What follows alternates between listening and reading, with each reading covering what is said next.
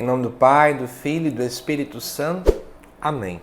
Amado irmão, amada irmã, é com grande alegria que estamos aqui para juntos estudar e meditar o Evangelho que a Igreja nos propõe para esta terça-feira da 14ª semana do Tempo Comum. Como eu já falei no vídeo da primeira leitura, eu quero reafirmar esse fato, eu quero pedir desculpas a vocês, porque infelizmente essa semana os vídeos estão saindo fora do horário, mas eu estou tentando me esforçar para poder mesmo assim enviar para vocês, tá certo? Hoje acordei até um pouco mais cedo para tentar aproveitar um tempinho extra para gravar e assim poder manter vocês atualizados e permitir o estudo como costumeiramente já estamos fazendo.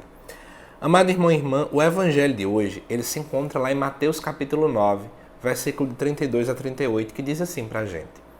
Naquele tempo, apresentaram a Jesus um homem mudo, que estava possuído pelo demônio.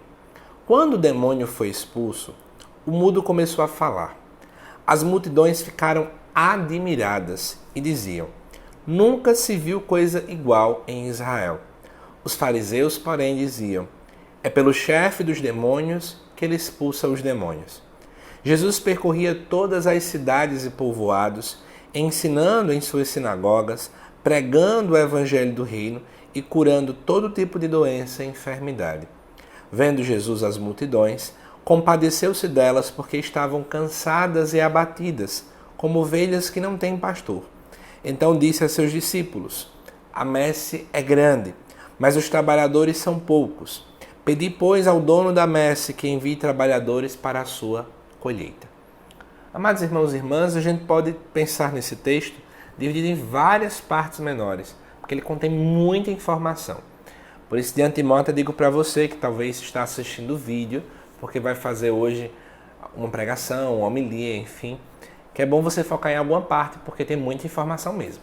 Nós começamos com a imagem de um homem mudo, que estava possuído pelo demônio. É bem sugestiva essa ideia, porque uma pessoa que é muda, claro que hoje em dia a gente não usa essa expressão, não é?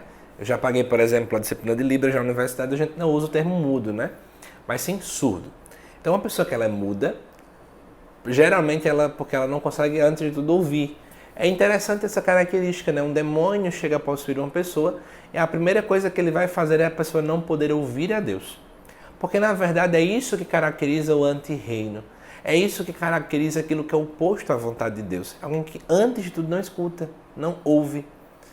E aí, prosseguindo, né?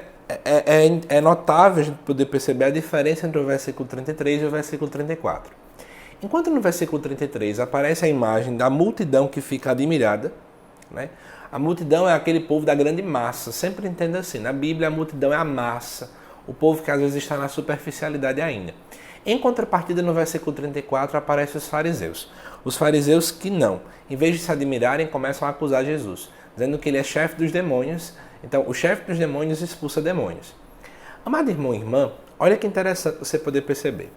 Aquele povo que está na grande massa, que se sente necessitado, que se sente como alguém que precisa, que tem sede, é esse povo que se admira. Enquanto que os fariseus que já se sentem cheios de si, capazes demais, inteligentes demais, preparados demais, conhecedores demais, são esses que não veem a necessidade do Cristo. E daí a gente tira uma pista de reflexão para a gente. Só aquele que se reconhece necessitado é que busca Jesus de todo o coração.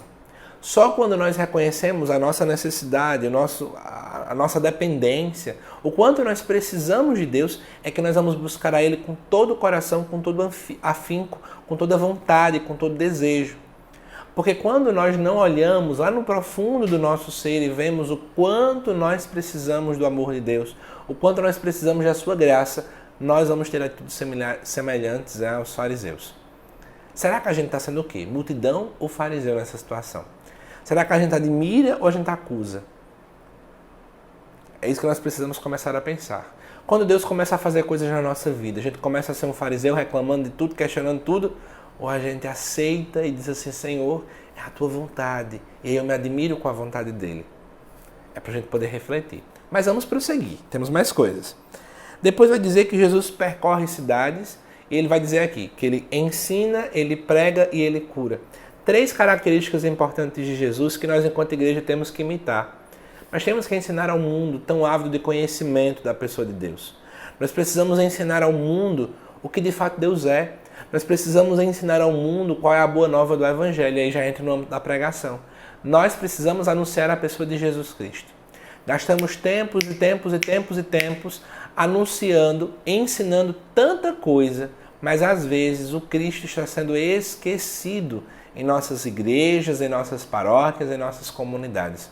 O Cristo que tem que ser a essência da nossa fé é colocado, como eu já falei até no vídeo da primeira leitura, como apêndice. Fica ali, no escanteio. Por fim, nós precisamos também curar o mundo. Um mundo tão cheio, né, de si, um mundo tão cheio de doenças, de enfermidades. Nós precisamos ajudar com a graça de Deus a curar o mundo. Mas, prosseguindo, vai dizer que Jesus olha as multidões e ele vai se compadecer delas. E aí vamos lá para o grego. No grego, a expressão compadecer, ela tem uma origem numa palavra, num substantivo, que é vísceras. A palavra compaixão quer dizer, na verdade, o sentimento mais íntimo do ser humano, de sentir a dor do outro, de se colocar na dor do outro, no lugar do outro, de amar o outro na profundidade do seu ser. É um amor visceral. É isso que Jesus sentiu naquele momento. Isso é um reflexo do amor de Deus. É um amor que nos ama nas entranhas. E aí é interessante que as palavras usadas, né, de que eles estavam ali cansadas e abatidas, dispersas, podemos dizer assim, no grego, vai ser uma pessoa, é um povo prostrado. E esse prostrado pode significar duas coisas. Ou uma pessoa que estava prostrada por causa que bebeu muito, embriagada, ou uma pessoa prostrada depois de uma briga, por ter recebido feridas mortais. Na verdade, daquelas ovelhas que estavam ali, que Jesus olhava, elas estavam assim, embriagadas de coisas ruins, de uma bebida ruim que esses falsos pastores ofereciam para eles, e em contrapartida também com doenças, com feridas mortais. Da mesma forma, hoje, eu e você podemos estar na mesma realidade e o mundo do mesmo jeito. O mundo precisa que nós também possamos ter esse amor visceral. Precisamos ter compaixão uns dos outros. E também entender que Deus tem essa mesma compaixão para conosco. Veja, eu posso pensar em dois âmbitos. Deus para comigo e eu, enquanto igreja, corpo de Cristo, para com o mundo. É assim que tem que ser a nossa reflexão. E aí, o próprio Jesus vai então dizer que a messe é grande, mas os trabalhadores são poucos. Então, vejamos. É grande a necessidade, é grande a multidão, mas o Senhor conta conosco. Ele não precisa, ele pode fazer tudo sozinho, mas ele quer precisar. Por isso, você que está assistindo esse vídeo, reflita muito nisso. Deus deseja que nós possamos também ter esse amor visceral pela humanidade. Deus deseja que nós ensinemos, preguemos, curemos. Deus deseja contar conosco. Mas, para isso, não sejamos como os fariseus, donos de si, mas como a multidão que reconhece que, antes de tudo, é necessitada. Que Deus te abençoe, amado irmão, amada irmã. Até o nosso próximo vídeo.